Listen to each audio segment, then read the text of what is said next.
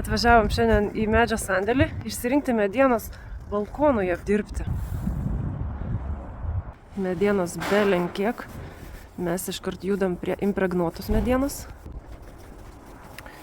Nu, ne taip pasakiau, neimpregnuota mediena, termiškai apdorota mediena. Ir ji nebebijo būti lauke. Tos lentutės po ilgo laiko atrodys va taip, pablukusios nuo saulės.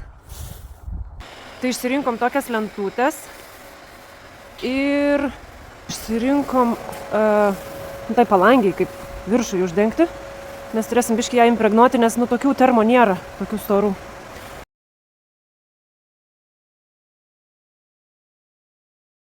Ir kadangi šitas yra 4,2 metro, jisai mums netelpa į mašiną, lygiai taip pat kaip ir tos lentutės. Tos yra 3 metrai šiam, irgi netelpa į mašiną. Mes jas paprašėm, kad supjaustytų po 9 cm ir iškart bus paruošta sukalt balkone. Nebereikės pjaustyti, sutaupysim laiko. Sutaupysime žmogaus darbą ir laiką. Tai kainuos jau, aišku, pigiau montavimas ir bus lengviau vežti mašinoj. O balkį šitą per pusę, nes nu ir užnešti laiptiniai, nes 4,20 m mes niekaip neįvairuosim į 4. aukštą laiptiniai. Tai va, mūsų procesas jau vyksta. Jiems tai čia belė, kaip paprastas tas darbas yra. Pažiūrėk, kaip pyragą pjausto.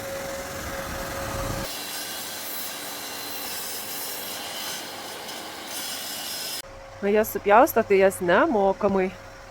Ir dar jos turi tos lentutės tokius greviukus. Tai viena į kitą susistatys. Labai gražiai atrodys kaip tvora.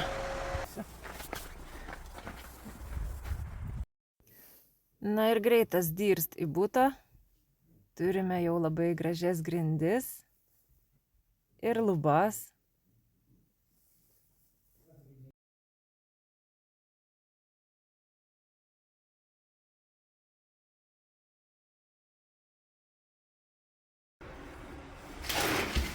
Turim gražias duris jau sudėtas.